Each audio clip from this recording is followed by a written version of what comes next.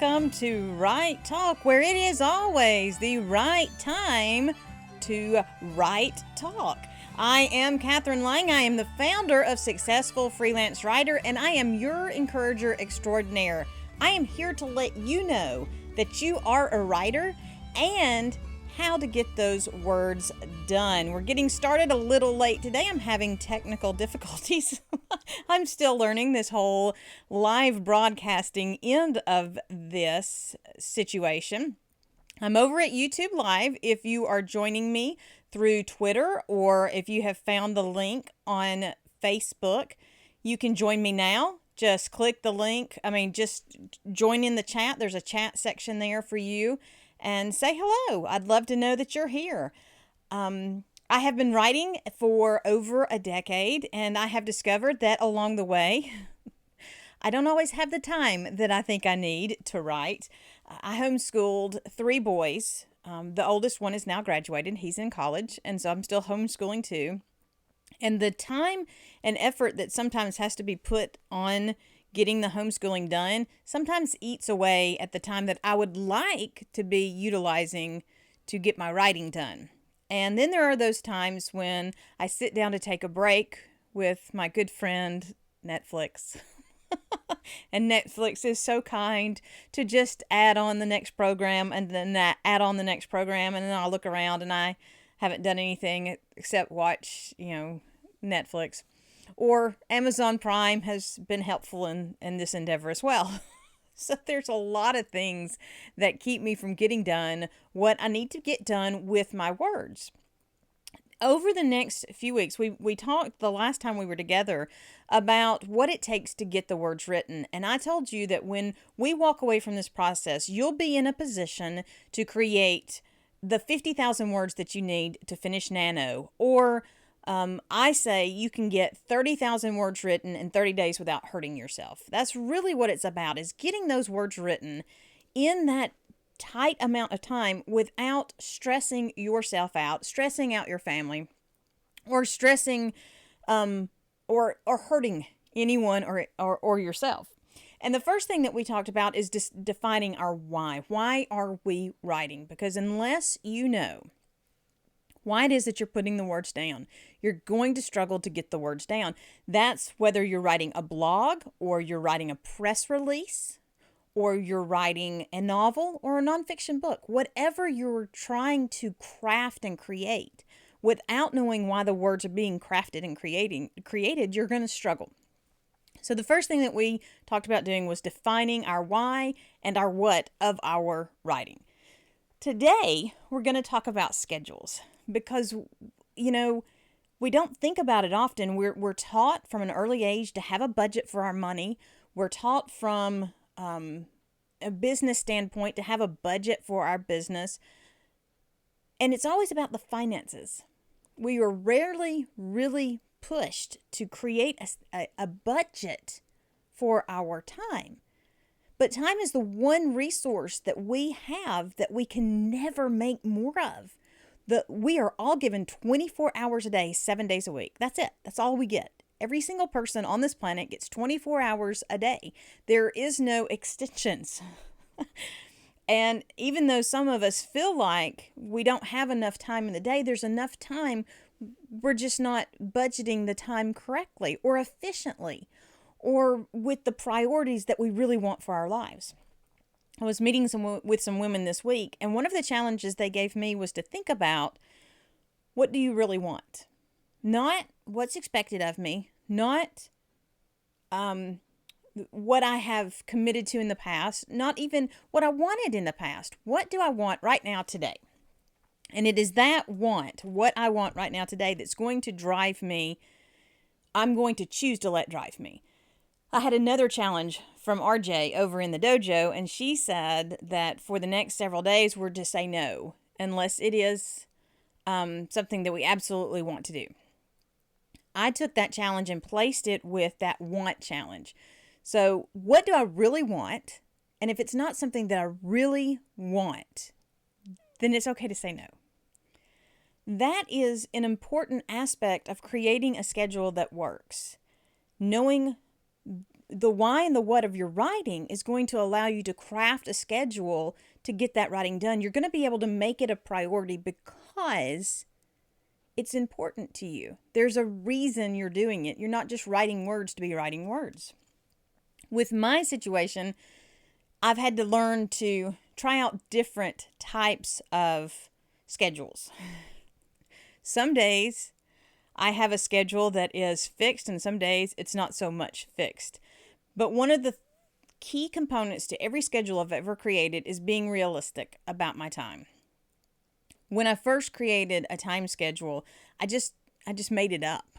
I didn't even take the time to look at what do I have in my day, what do I want to accomplish in my day, and where can I find segments of time to get that done.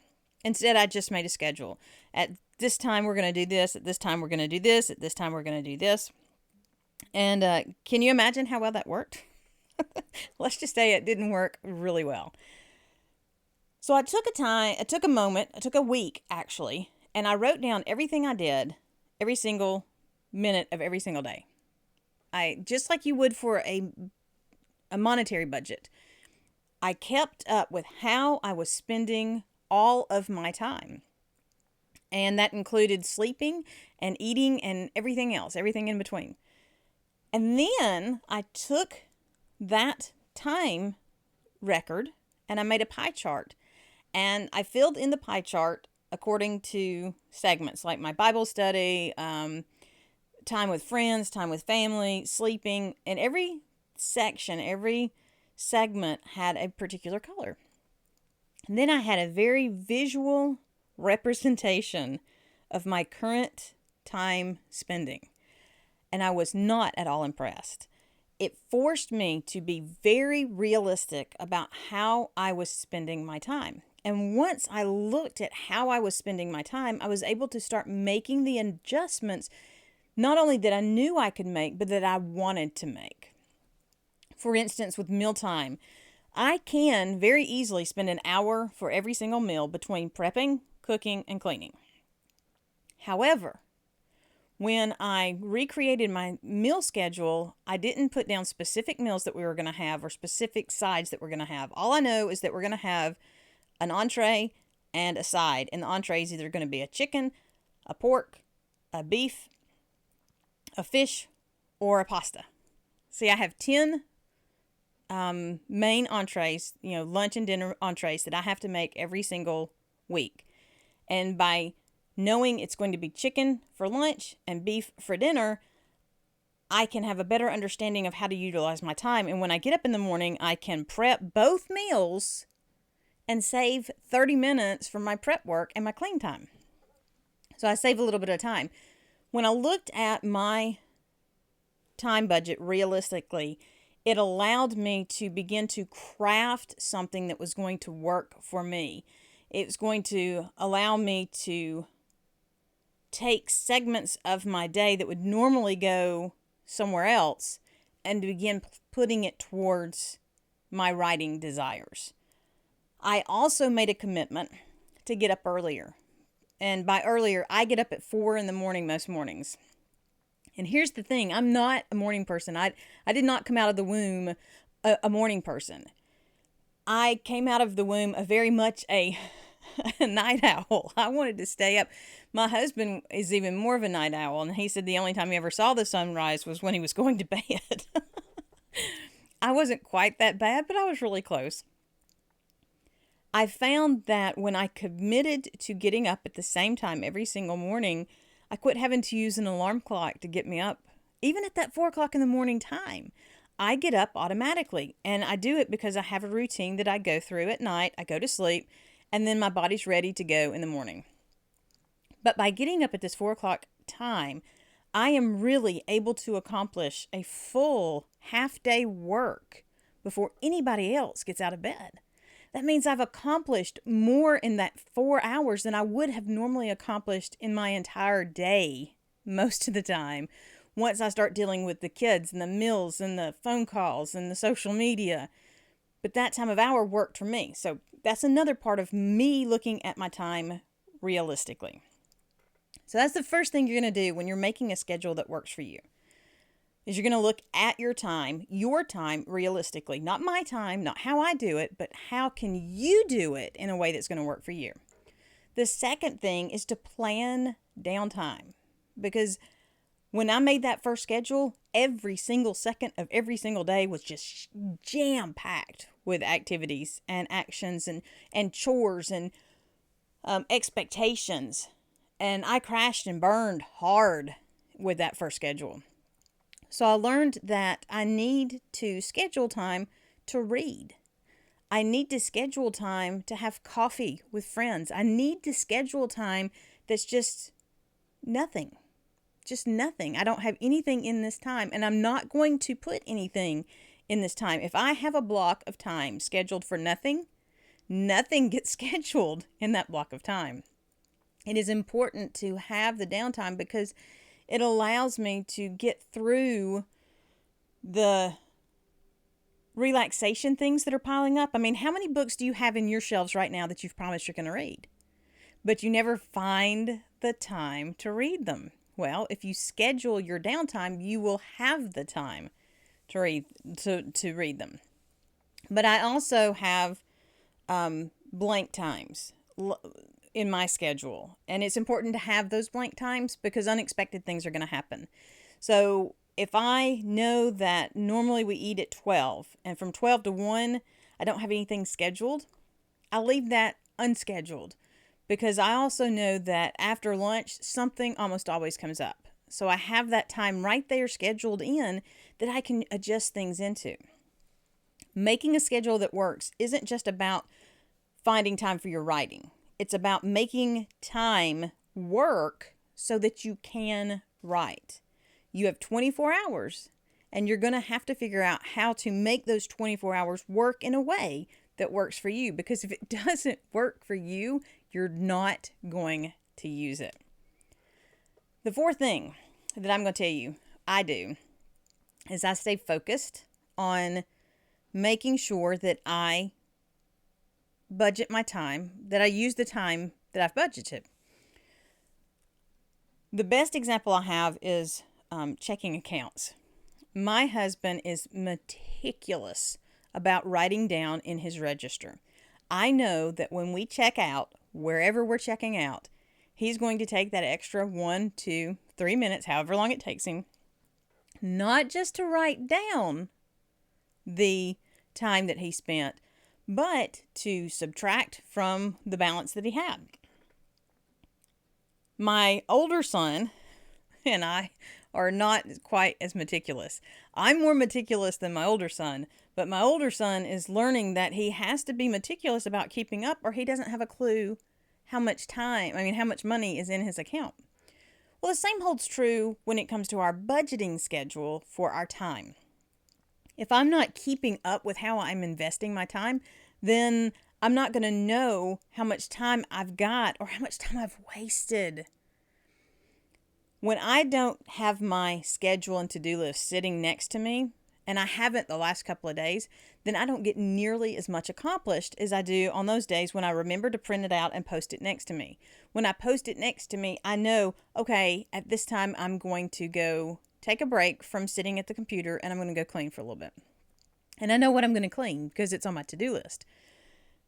So I have a plan. I have a schedule that I can follow, but I have to be focused on it. I have to follow it. If it's just sitting there, or worse, I haven't printed it out so I don't see it, then it's just words on a piece of paper. I have to have a focused point so that I can get to that focused point. When I was in high school, I had a geography teacher. Geometry. There you go. I know I'd get there eventually. It was the math teacher, right? So I had a geometry teacher, and he was showing us how to draw a straight line. And he said, if you put a point on a piece of paper, and you put a second point on a piece of paper, and you put your pencil on this first point, and then you look at the second point, and you keep your eyes focused on the second point, and you draw the line with your hand or with your pencil from that first point. Don't ever look back at that first point. Keep your eye on that second point.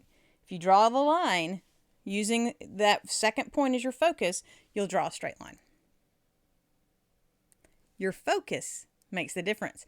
If I want to take this schedule that I'm planning and utilize this schedule in a way that works for me, I'm going to have to be focused on where that schedule is taking me. Now, part of that comes from defining our why and our what of our writing. Part of it comes from being realistic about the time that we have and being willing to admit that, yes, I do have 24 hours. I have the same amount of time that George Washington Carver had, and that Einstein had, and that, the great artists have. I just have to utilize what I have.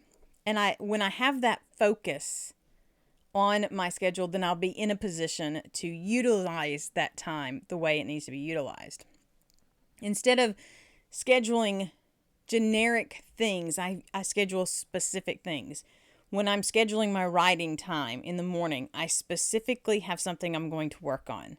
When I'm scheduling my downtime at karate class, I have specific projects that I'm going to attack. Being specific and being focused are two of the key components to creating a schedule that works for you. If it's always general and it's always hypothetical, then it's always easy to forget or not do. When you know what it is you're going to work on, it's easier to get it done. When you don't have any definitive plans, then it's a whole lot easier to procrastinate in the doing. So be focused on what it is that your schedule is going to accomplish. And finally, be consistent. I can't say this word enough for me.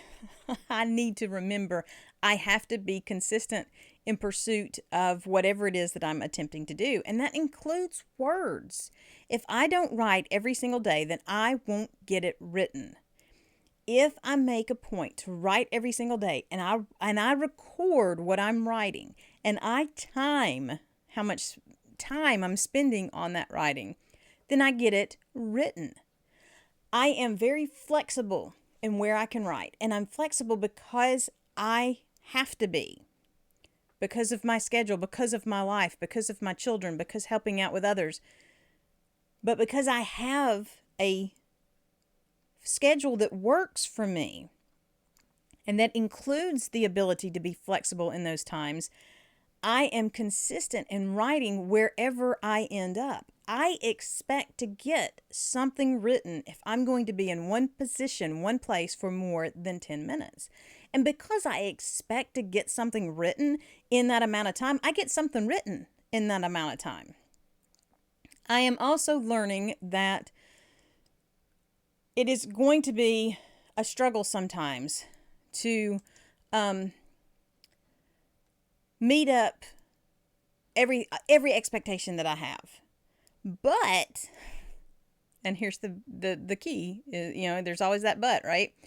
But I have somewhere I'm targeting. I have somewhere I'm going. The schedule makes me stay moving towards the goal. And the schedule allows me to be consistent, and consistency allows me to stay within my schedule. Does that make sense? The more that I am prepped and prepared, and the more that I plan, and that's what a schedule is. It's a map and a plan for how I'm going to utilize this limited amount of time that I have, this 24 hours a day that I have. And when I am consistent in understanding it and in pursuing it, then I get it written. There's no longer an excuse. If I don't write today, it's not because there wasn't time. It's because I made the choice, the purposeful choice to use my time in a way other than my writing. It's not any more complicated than that.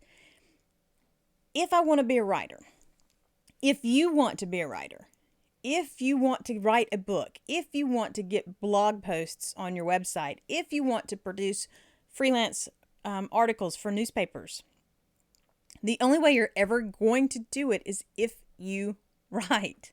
It's really The number one thing that every writer has to do is every writer has to write. If I take the time to invest in creating a schedule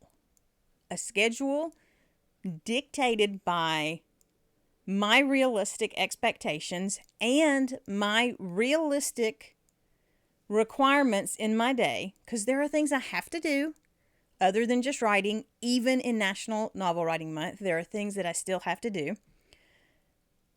When I'm realistic about that, I get a schedule that works for me. And when I have a schedule that works for me, then I'm in a position to schedule out time for breaks, schedule out time for unexpected, and I can stay focused on what it is I'm trying to accomplish. Creating success as a writer and getting those words written really is not as much of a challenge as we make it out to be. It is not a challenge to make meals for my family every single day. It is not a challenge to have a garden every spring, every summer. It is not a challenge to budget my checkbook. It is not a challenge to keep the house clean. The challenge comes in my choices. What am I choosing to do? Where am I putting my priorities? And when I am honest about where I'm putting my priorities and what I consider the right choice, when I'm honest about that, then I can recognize that maybe it wasn't something I really wanted, and that's why it was such a challenge. Or maybe it was something I was afraid of, and that's why it was a challenge. But when I do it and it's done, I can look back and go, maybe that wasn't as difficult as I thought. That's what happened with me with the first National Novel Writing Month. I had tried it several years and had not finished out the year. I was intimidated by the number. 50,000 words in 1 month on one project. That's a lot of words, especially if your longest blog post at that time was like 750 words. Can you imagine trying to keep a train of thought for 50,000 words? I can't even keep a train of thought sometimes when there's squirrels out there for more than a couple of minutes. But when I sat down and I did it, and I finished it, and I did it one day at a time instead of trying to do it all at once, it wasn't as overwhelming and scary as it had seemed like it was going to be. So the next year was even easier. I got more accomplished. And this year, I am going to be getting even more accomplished because I'm building, line upon line and precept upon precept. I'm adding to it and building up in my journey. But if I didn't have a schedule that dictated how I was going to get things done, then I would never accomplish anything. I would be busy. I would have a lot of activity going on, but actual accomplishments would be rare. The schedule is the map. It guides me. It guides how I'm going to use my time. It helps me understand that even though it seems like I always have more, there is a limited amount of time, and my schedule helps me see and predetermine how to utilize that time. You can write your 50,000 words in 1 month, and you can do it without hurting yourself or causing undue stress on the people around you. But you will struggle to do it if you don't have a schedule on how you are going to do it. The most important thing that you need to take away from this is not how I built a schedule, but that your schedule is going to be unique to you. Everything that I ever share with you is about your unique journey. Your path is different from my path. And if you try to match my journey, then you're going to struggle because my journey is my journey. It's not yours. You have different needs. You have different wants. You have different desires. And let's face it, we have different places that we're coming from. You have to create a schedule that works for you so that you will be in a position to work your schedule. Remember, if your schedule doesn't work for you and you don't work your schedule, then it's a waste of everybody's time. Find something that works for you so that you will put it to work. Thank you so much for joining me today for a Right Talk. I'm going to give a big shout out to Kevin MacLeod over at Incompetech.com. If you are in need of any type of music for your show, for your website, for your presentations, he has some excellent choices that you can tap into. The music that I use at the intro and the outro of Right Talk is from Kevin MacLeod of Incompetech.com. Also, on this journey to understand how it is that you're supposed to write, your unique path for writing, and finding the right path for you. Sometimes you're going to need a little more guidance. Please don't hesitate to contact me through successfulfreelancewriter.com. I also have a Facebook group Successful Freelance Writer. I share tips and ideas and encouragement over on the website and through the Facebook group. Right now, I've been sharing a competition that ends on October 31st called The Celty. It's free to enter. First prize is $500. You can't beat that as a writer. Right Talk is about taking a few moments to invest in understanding your unique writing journey. You are a writer. You have words that are not only ready to be shared, but valuable for people to hear and to receive. If you don't put them down, if you don't share these words, then there will never be a way for other people to tap into all that you have to offer, and you have so much to offer. Right Talk is about sharing my experiences and the experiences of other writers with writers who are also on this journey, so that together we can find our way and we can share the way that works for us. You are unique. You are a unique writer. And you have the ability to write your 50,000 words in a month, or your 30,000 words in a month, or your 30 blog posts in a month. Whatever your target is, you have it in you. The question is, will you do it? I want to encourage you to get it done. I am here to help you create the steps that will guide you to getting it done.